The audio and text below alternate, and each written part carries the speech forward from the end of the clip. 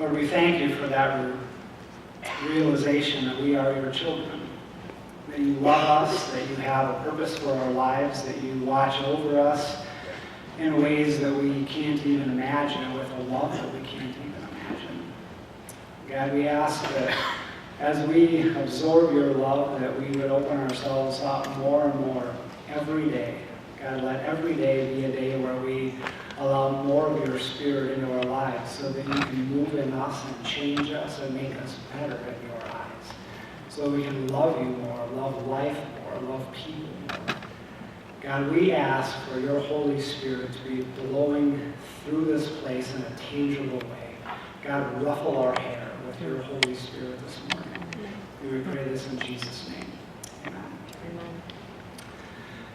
Chip Ingram tells the story of a man named John who is a 32-year-old engineer, and he has a passion in life for going to estate auctions and just kind of, seeing what's there and seeing if he can find that one estate auction gem. One day he found himself in the southern United States, and he was at an estate auction for a large Civil War era house, and it was in kind of ruins, but he was poking through the rooms, and he was just keeping a mental inventory of all the things that he found. And then he went into the basement, and in the back of the basement, I think he used his phone flashlight app, and he saw an old desk tucked over into the corner, and he went over and just started, rummaging through this old roll-top desk. And here's where years of subscribing to Fine Woodworking Magazine paid off, because every once in a while, in Fine Woodworking Magazine, there's an article about how they take an old piece of furniture and they kind of dissect it, and this is the materials used and how everything was done. And every once in a while, it shows how to build a hidden compartment into one of these old desks, which people did back then in order to hide their valuables. And he was pulling one of the drawers open, and he noticed that it was a little bit shorter than the depth of the desk, and it was like, ding. Can you imagine, his heart is now racing as he pulled that drawer out, and he found a hidden compartment behind the drawer. And as he pulled the hidden compartment out, in that little box was a little leather pouch. And in that little leather pouch were 22 rare, solid gold Confederate coins. After he told his lungs to start taking oxygen again, he put the coins back in the satchel back in the box back in its hidden place, the drawer back in, made sure there were no smudge marks or tears of joy drippings on the desk, and he sped out of there and did his research. The house and content was all going to be sold at one price. And so he went and he did the research and figured that this whole kit and caboodle was probably going to go for somewhere around $95,000. Only problem was he didn't have $95,000 sitting there. But he figured that if he sold his little house and sold his car and emptied his bank account and cashed in his retirement, so 32 years old, he's cashing everything in, that he'd be able to glean about $100,000, and that would buy that house. So what do you think John did? Yeah, what would you do? You're rummaging through, and all of a sudden, 22 rare Confederate coins worth millions of dollars. What would you do? Would you do whatever it takes in your life to get your hands on that treasure? Jesus tells the story in the Gospel of Matthew that's kind of similar to this one. He says this: the kingdom of heaven is like treasure hidden in a field, which someone found and hid. Then, in his joy, he goes and sells all that he has, and he buys that field. Again, the kingdom of heaven is like a merchant in search of fine pearls. On finding one pearl of great value, he went and sold all that he had and bought it. So Jesus in this is answering the question, what is it like when a person who does not know God, does not have any connection with God, all of a sudden their life is linked together with God's life. It's called entering the kingdom of heaven. And he's trying to describe what is it like to enter the kingdom of heaven, to link your life with God. What goes on inside of you? What does it feel like to not have God and all of a sudden, boom, God is this major part of your life? And Jesus says the kingdom of heaven is like treasure hidden in a field. That someone found it, and in his joy, he goes and sells everything that he has, empties all the pithy trinkets out of his hands, and buys that field. So what is it like? How do you describe a life that is not together with God when it does this? And Jesus said it's like finding a treasure hidden in a field. The kingdom of heaven is like treasure. So just imagine yourself in John, this real estate guy, and just imagine if you were him. Imagine if you were, just 32 years old, and it's like, well, you're just trying to build a life, and then you stumble onto a treasure. It's like, how amazing would that be? This is an amazing story. His heart must have just raced with excitement. Can you imagine? So he goes and sells everything that he has, and he buys this house. And then now he's got like $14 million in his checking account, right? So then, what about all of his friends when they gather to talk about what John did? Are they going to be together like, oh man, did you hear about John? And the other guy's like, oh yeah, man, poor guy. We should take up an offering and help the poor bloke out, right? It's like, no, they're going to be like, this guy's a genius. Anybody else that went through that house, they're going to see the desk, they're going to find a little cracked ink bottle, not the treasure. It's like, John, he's the luckiest guy in the world. His grandchildren, as this story kind of filters down through the generations, his grandchildren are not going to be like, oh yeah, Grandpa, he stole the house, he stole the car. Man, was Grandma mad. Man, she kept talking about that. No, they're like, he was awesome. Yeah, it was a little bit of risk to sell all this stuff, but when he saw a treasure, he was smart enough to know what he had, and he was courageous enough to pull the trigger on getting rid of the other stuff in his hands so that he could get his hands on that treasure. Yeah, Grandpa John, one of the smartest guys we have ever known. Smart decision, savvy, brilliant, unbelievable. We're not sorry for John. We're excited for him because he found the treasure and he did what he needed to do in his life to bring that treasure home. A couple of weeks ago, my older brother was up from Texas. We see each other a couple of times a year. Whenever we do, we always just, kind of chew the fat, catch up on the details of life, laugh a little, remember some stuff. The conversation always inevitably kind of rolls into just big picture stuff. And I'm reflecting back on how over the last 20 years that big picture reflection has really changed significantly in 15 to 20 years.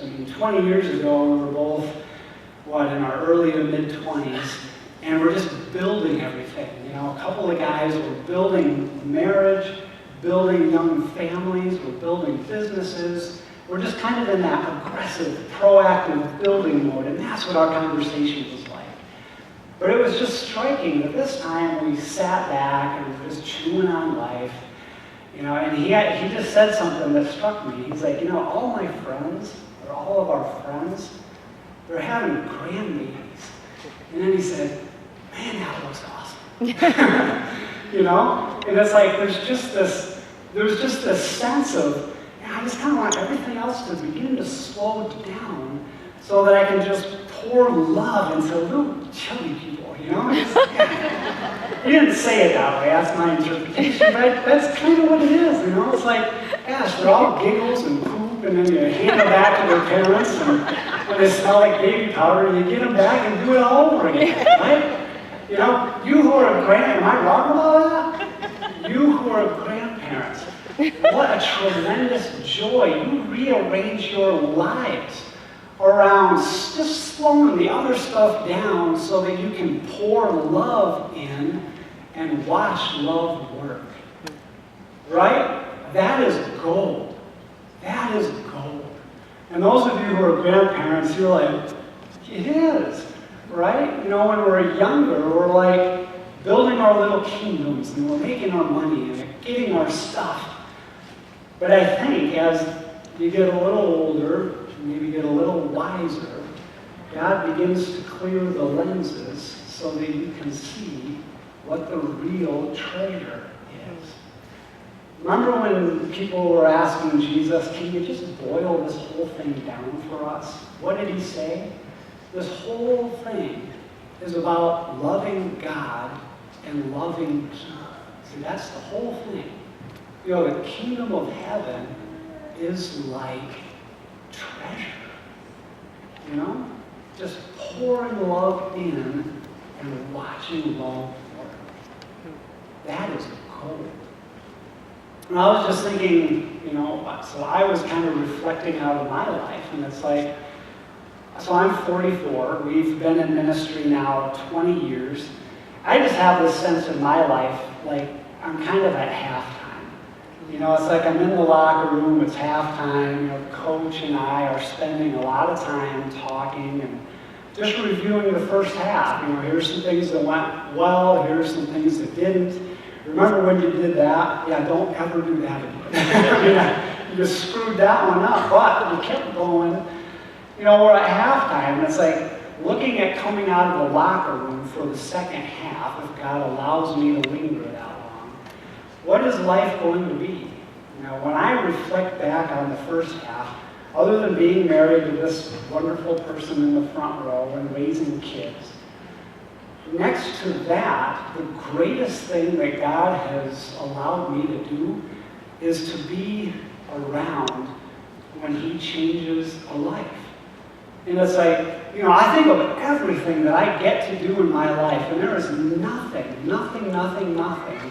that is better than just being around when God changes a person's life. And it's like, okay, coming out of the locker room, you know, like, what do you want to do for the rest of your life? I want to do more of that. You know, I want to kind of strip other things away, and I want to be there when God does that. That's what I want to do with the rest of my life. Why? Because he's given me just a little glimpse of pure heavenly gold. And there is nothing else that is like being there when God lights a life. What about you? What is the gold in your life? You know, we talked a little bit a couple of weeks ago about you know, that shiny object that we all have in our life, and we lock ourselves onto that. And it's actually a trap that kind of disallows us from actually living, right? What is the gold in your life? You know, the world's gold, you know, it's a fine thing. It's a metal. When you purify it and polish it, it shines. I mean, we'll give it that. It is really shiny. But it doesn't have any life. It has no life. Heaven's gold is brimming with life. And that's the kind of treasure that just goes on and on forever. Jesus says, you know, what is it like when you link your life together with God's life? He said, it's like finding a treasure hidden in a field. And when a person finds it, they rebury it, and then they go and do whatever it is they got to do in life to get their hands on that treasure. Jesus says that is what it is like. So the kingdom of heaven is like treasure in a field. And in his joy, the person goes and he sells all that he has and he buys that field. I want to dissect one word right there for a minute and know that whenever Jesus is talking, he never just kind of burps out words. Every word is meaningful. I mean, this is Jesus. This is God. Every word counts. He says, so he goes and he sells exactly half of everything that he has and he buys that field. Let's just think about this for a second. What if John, this real estate guy, found $14 million worth of gold coins in this desk, and he went and he sold exactly half of what he had? Would he have been able to buy that house? No. He would not have access to that treasure by only giving half. He went and he unloaded everything, and that was the key to gaining this treasure. This summer, when I was studying this through, I really absorbed Chip Ingram wrote a book on Romans 12, and I just spent the summer reading and rereading and absorbing, and there was one line that has stuck with me ever since. So it's the next slide. Chip Ingram says, total commitment is the channel through which God's best and biggest blessings flow. So total commitment. And when we go back to what Jesus said, the guy went and he sold everything that he had and bought this field. The pearl merchant went and sold his entire collection in order to buy this one pearl of great value. Jesus uses the word all. He gets rid of everything that's in his hands so that he is this wide open channel for God's best and biggest blessings. It's total commitment. It is about being all in. Now there's this sense like, man, that's asking a lot. All in, all in. Let me loop around and come at this from another angle that I think will be helpful. In other areas of life, we have experienced that all in, right? That total commitment is the channel through which the best and the biggest flow. Now, let me give you some examples. If you're a coach, or if you are on a sports team of some kind, we just got done with football and volleyball this week, we're starting up basketball. If you're a coach and you have a player that comes in and makes it to exactly half the practices, and then when they're there, they give exactly half of their effort, and during a game, they perform distinctly half of the time, right? You're on a fast break, and you've got a clear lane to the hoop, and the ball gets shot in your direction, and you just let it go by. And the one who passed is like, what are you doing? And you're like, well, that's the play I was going to take off. Probably the next time up. Right? If there's a player that gives half effort, it's almost a guarantee that their whole butt is going to be riding the bench, right? Half effort does not win championships. I mean, some of you have been on teams like this where you're a little short on skill, but you're a little long on commitment, and that team can do some killer, awesome stuff. Going from half effort to total commitment, it's not like, it's not a 50% difference. It's like exponential. You go from addition to multiplication. It's like it goes exponential when somebody is all in. Let me give you another example. Aaron and I, we've done 100 weddings probably since we've been ordained. And right at the beginning of the ceremony, we stand there and I say, do you take you, do you take you? Now, will you love him and trust him, honor and keep him, in sickness and in health, exactly 50% of the time. Just give it right in there half the time, right? You love you. Think about you And every once in a while, just throw them a bone, you know? It's like, right? I mean, do we stand at the beginning of a wedding ceremony and say, you know, just, you're in there for yourself, but just, you know, throw each other a bone every once in a while. I just got to keep things moving along. What kind of a marriage is that going to develop? Right? Yeah. When does marriage really get good? It's when you say 100%, I am going to, and it's like, this doesn't, I don't know a single couple where this happens right away. This is like years of muscling yourself through and saying, I am going to get to the point where I 100% of the time will think of her interests first. That doesn't happen right away. Still working on that one, but you know, I think of her first. And when she thinks of me first, that interplay is like a violin. That is when music happens. That's when marriage goes from addition to multiplication. Just exponential. When you're all in and you really act like it, that's when you blow the roof off, right? You know, just one more example. I was thinking this week about when Luke and Grace were little, just toddlers. So Joe wasn't on the scene yet, and we had a babysitter that would come in, and really it was one of the most amazing experiences. She would come to the house, and it's like she would put everything else in the world on hold and spend her entire self pouring into our toddlers, just loving and encouraging and creative all the time. And we would get back from our date, and it was like, you know, you walk in the house and it's just full of light and life, and these two little goobers would come running up to you, and they're just dripping with love and enthusiasm and encouragement and smiles. And it's like, so this is what it's like to walk in a rainbow. You know, you just light and life. Why?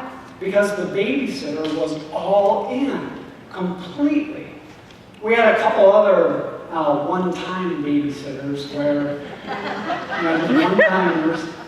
But you get home and it's like, you step in the door and it's like, the place is kind of a mess, and the TV's on, and your first thought's like, are the kids okay? You know? And it's like the difference between just getting by, getting your check, and pouring all in. It's not even on the same scale. Total commitment makes all the difference. So let's bring us back to what Jesus said. You know, this guy found a treasure in a field, and in his joy, he went and he emptied everything out of his hands. He committed himself totally so that he could bring this treasure home. Chip says it this way, that total commitment is that channel through which God's best and biggest blessings flow. You know, so I pointed it out in sports and in marriage and in babysitting. So, you know, in your context, think that one through. Those who just light up the world that you know of in your, you know, context, it's very likely because they're all in. They are all in. And Jesus is saying, this is what life in the kingdom is like. It's like a treasure hidden in a field, but you got to be all in if you want to bring that treasure home. You got to be all in. But we hesitate, though, don't we?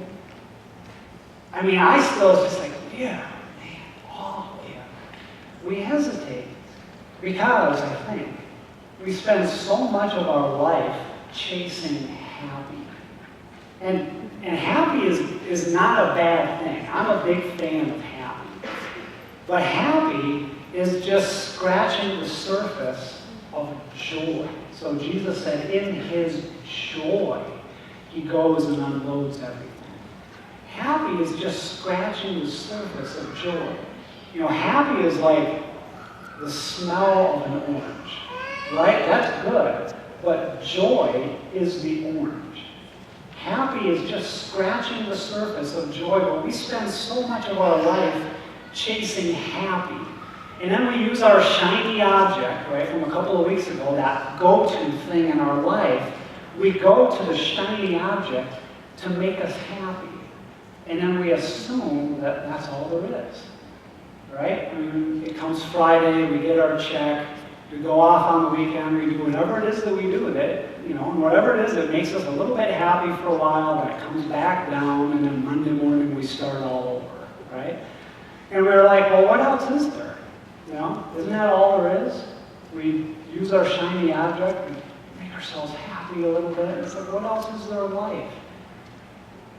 Well, I'm going to plant a question in your mind. And I just want you to take a second and clear a spot. Because this is a question that could change the direction of your life. Okay, so just open yourself up and make a place for this. The question is, could there be treasure in this field? In this field being a growing relationship with Christ? Just ask, just wonder, could there be a treasure in this field? Could there be a treasure in this field? And how do we know?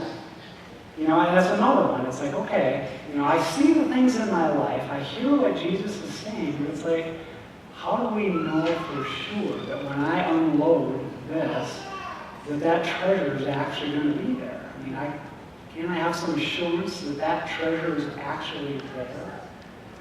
Well, the thing about buried treasure is you got to dig a little. You got to dig a little. You know, I think about over the last year and a half, we've spent quite a bit of time talking about like being in a life group and the importance of that. You know, you're with a group of people and you're digging into the scripture. You're with a group of people that are all pointed in the same direction and you're praying for each other.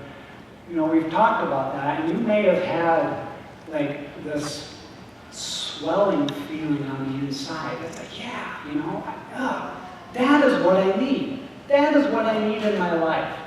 But you didn't act on it, or maybe it just didn't work out, and you're not pursuing it. So you know, there's this sense of you had a moment of a desire, like this is what I think I want. My question is, could that have been God saying, psst, dig here, psst, dig right here? You know, it's like a mom taking her toddler out to the sandbox for a treasure hunt.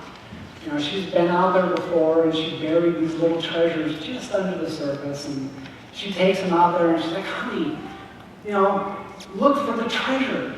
And the little guy's like, and the mom's like, no, come here. The treasure is in the sandbox. It's in the sandbox, so look for the treasure. You know, and the little guy's like, no, come here, honey. So then the mom reaches down and she uncovers it and she just pulls it up out of the sand just a little bit. She's like, no, come here. Look for treasure right around here. Look for the treasure right around this area. And then the little guy looks down and he's like, Mom, look what I found. Right? And the mom's like, yeah, honey, you're such a good digger. You know? Like, yeah, you did it. Why does she do that? She does that because she loves him. You know, she was out there and she put the treasures there because she loves him and wants him to have it. And by golly, they're not leaving the sandbox until he finds it. Right? So she's going to do whatever she has to do to uncover the point. Just come here, look right here until he finds the treasure. Well, that mom, that is God. And that little guy, that is you. You know? How many times in your life has God been like, psst, psst, dig here? And you're like, and he's like, no, come here. Dig right around here. How many times has God done that in your life? And why does he do that? Because he loves you. And he went before you and he put that treasure there because he loves you and he wants you to have it. And he's going to keep calling you back. And just look, right here, dig right in this area until you find it. God does that for you because he loves you and he wants you to have that treasure. But you got to be willing to dig a little, right? You got to be willing to dig. You know, if you're thinking in terms of like life groups, you know, you're thinking, I mean, and I know, you got to give some stuff up in order to make room in your life to do it. You're going to have to sacrifice a little. But remember what sacrifice is. It's exchanging that which is less in order to gain that which is more. So yeah, you might have to sacrifice. But sacrifice is about gain. Jesus said, what is the kingdom of heaven like? The kingdom of heaven is like a treasure hidden in a field that someone found and re-hid, and in their joy they went and unloaded all the piddly trinkets from their hands and went back and bought that field. And the question that I want to send you out with is this. Are you willing to dig a little? Let us pray. Lord, thank you so much that you love us this much, that you have a treasure for us. And that treasure is this beautiful, growing relationship with you. We ask that you would inspire us, Lord. When we walk out of here, we pray that we don't leave your words behind, but we invite your Spirit into our lives to go with us, to help us to see, to help us to decide, to help us to sacrifice, so that we can open ourselves up for more of you. Because we know that once you're in there and you're moving, we're never going to want to go back. So God, we ask for that gift in our life. And we pray this all in Jesus' name. Please stand. This closing song comes from Paul's words in Philippians 4:19, where he says, "My God will supply half of your needs." No, it says, "My God will supply all of your needs according to his riches in Christ Jesus." He provides all we need here on earth as it is in heaven. The veil between heaven and earth is very thin. So I say, let's dig for the treasure. He's all we need. Amen.